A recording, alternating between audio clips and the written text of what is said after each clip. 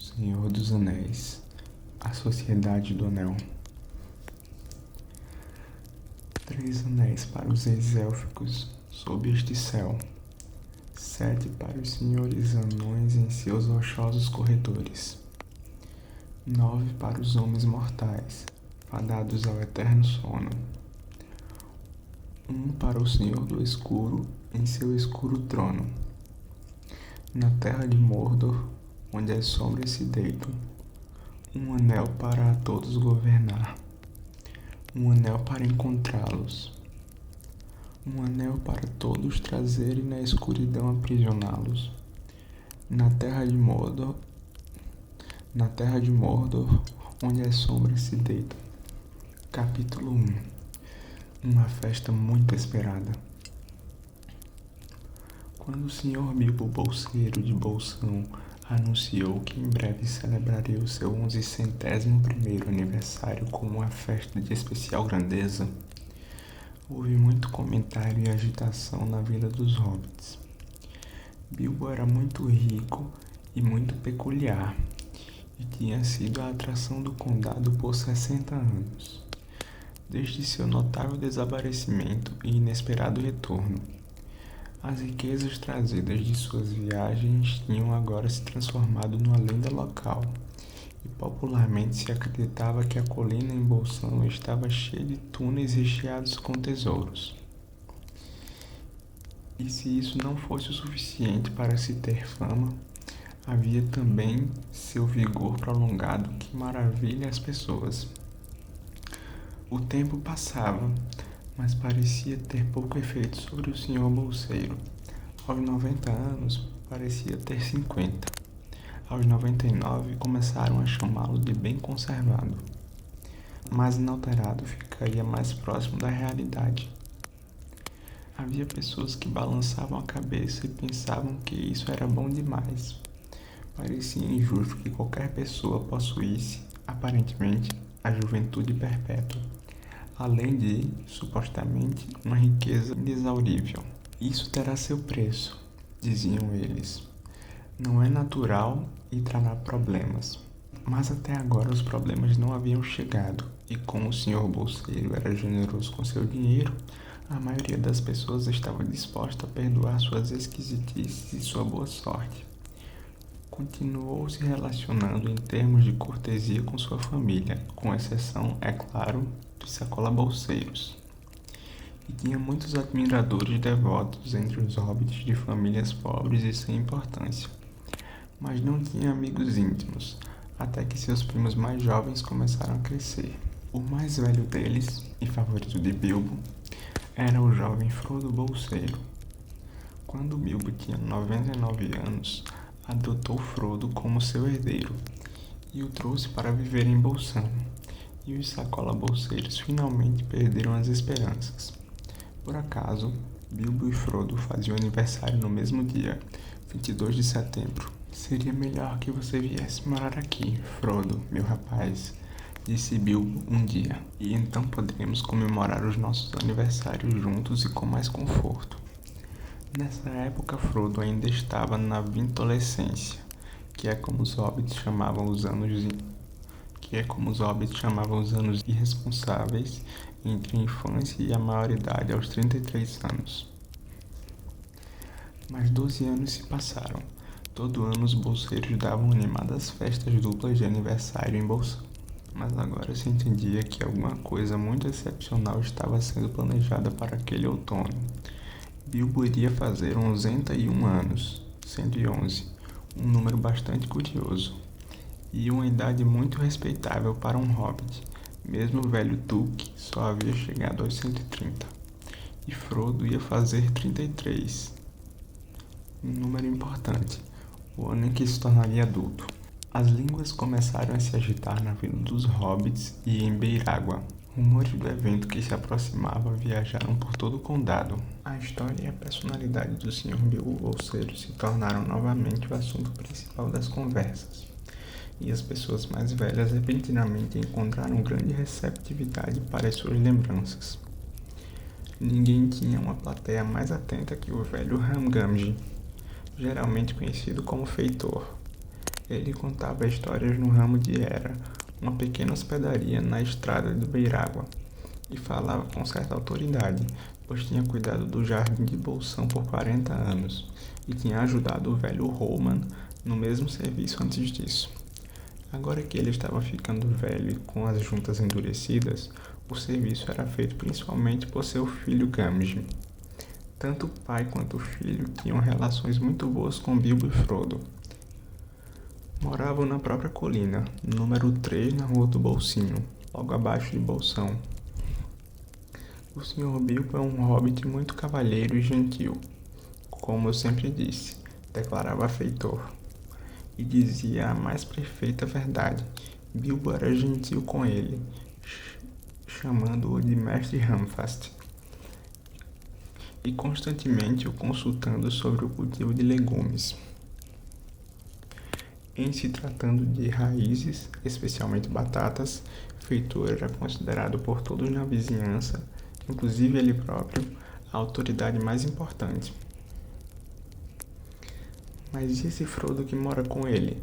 Perguntou o velho Nox Beirágua. O seu nome é Bolseiro, mas ele tem muito mais Brandebuck, pelo que dizem.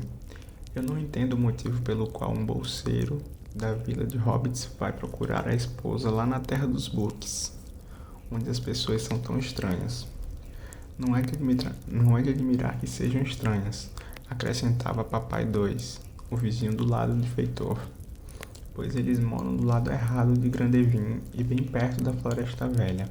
Aquele é um lugar escuro e ruim, se metade das histórias for verdade. Você está certo, pai, disse o Feitor. Não é que os Brandebucks da terra dos Books morem na Floresta Velha, mas eles são uma raça estranha, ao que parece. Vivem para cima e para baixo de barco naquele rio grande. Isso não é natural. Não é de espantar que surjam problemas, mas, seja como for, o Sr. Frodo é um jovem hobbit tão gentil quanto se poderia desejar, exatamente como o Sr. Bolseiro. Afinal de contas, seu pai era um bolseiro, um hobbit decente e respeitável, o Sr. Drogo Bolseiro. Nunca houve o que dizer dele, até que morreu afogado. Afogado? Disseram várias vozes. Já tinham ouvido este e outros rumores mais sombrios antes, é claro, mas os hobbits tinham uma paixão por histórias familiares e estavam prontos para ouvir esta de novo. Bem, é o que dizem, disse Feitor.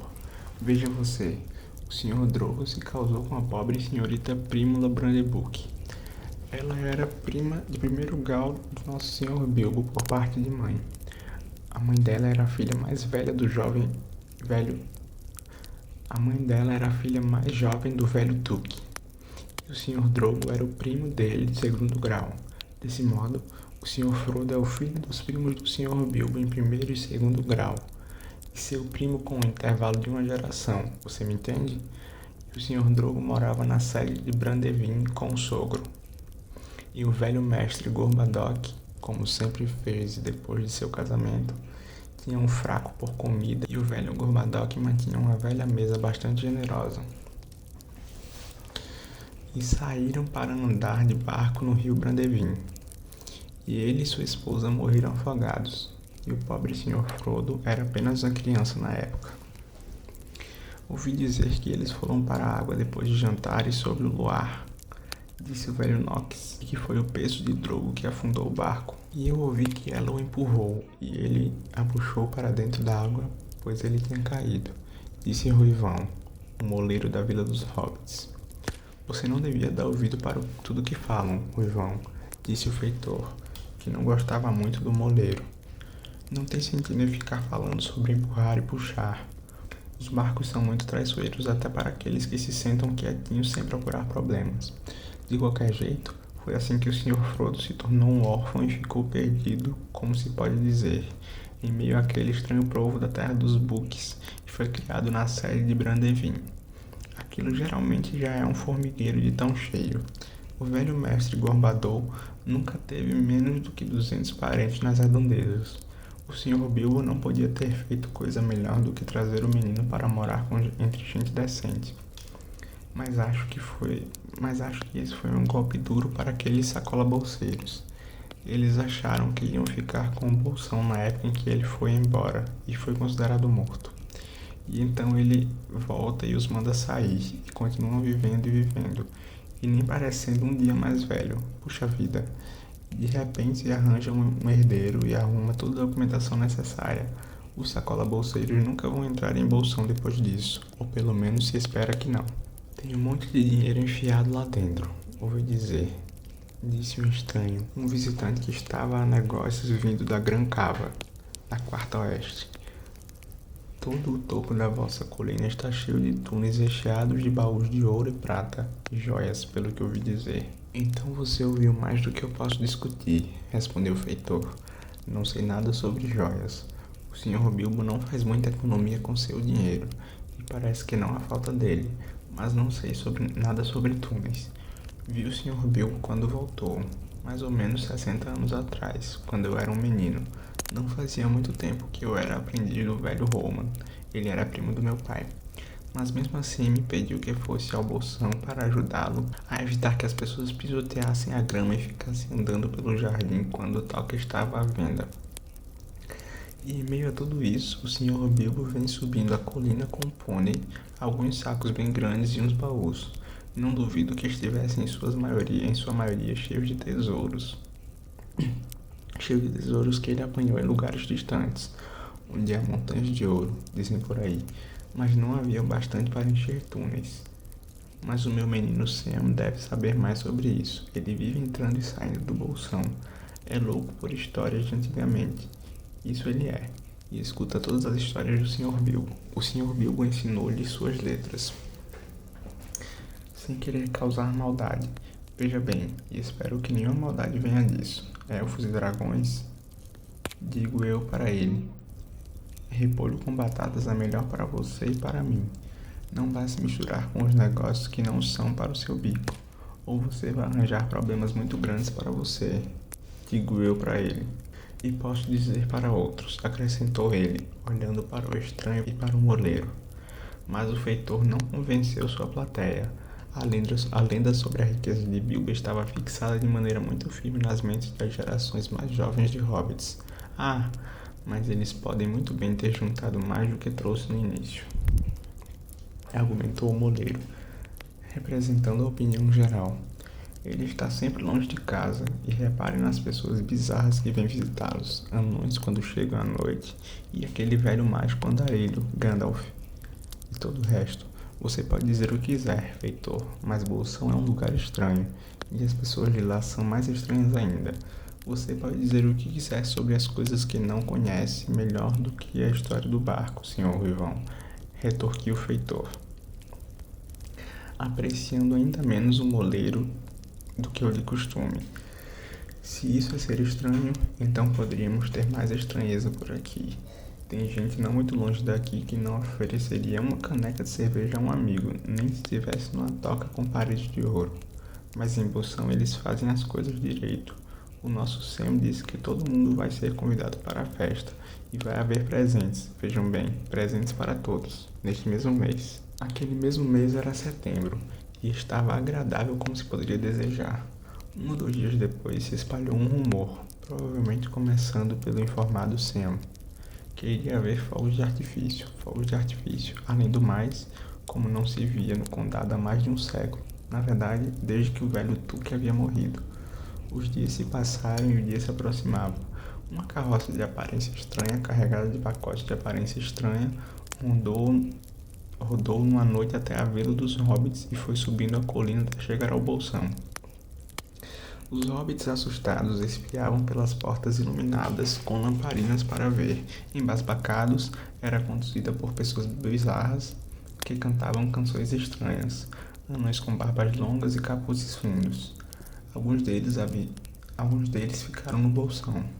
No final da segunda semana de setembro, uma charrete passou em beirava vinda da ponte de Brandevin em plena luz do dia. Um homem a conduzia, sozinho.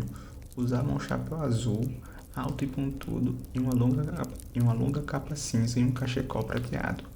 Tinha uma longa barba branca e sobrancelhas densas que se sobressaíam da borda de seu chapéu. Crianças hobbits seguiam a charrete pelas ruas da vila dos hobbits e colina acima. Era um carregamento de fogos de artifício. Como eles muito bem adivinharam, na porta da frente de Bilbo, um homem começou a descarregar. Havia grandes pacotes de fogos de artifício de todos os tipos e formatos, cada um rotulado com um G, grande e vermelho em runa élfica e com a runa élfica. Seu ofício real era muito mais difícil e perigoso, mas o pessoal do condado não sabia nada sobre isso. Para eles, ele era apenas uma das atrações da festa, por isso a excitação das crianças hobbit. G de grande, gritavam elas, e o velho sorria. Bom, pessoal, essa é a primeira parte do livro Senhor dos Anéis. Eu pretendo trazer pelo menos uma por semana. Eu espero que vocês curtam. Eu sei que eu demorei um pouco mais para trazer vídeo, mas eu tô gravando esse vídeo de 1 da manhã, que é quando eu tô tendo tempo, porque minha casa tava cheia de visita e tinha muito barulho. Então, espero que vocês entendam e deixem um like aqui no vídeo e se inscrevam no canal pra gente bater os 1.000 inscritos até o fim do ano. Obrigado, pessoal. Até mais.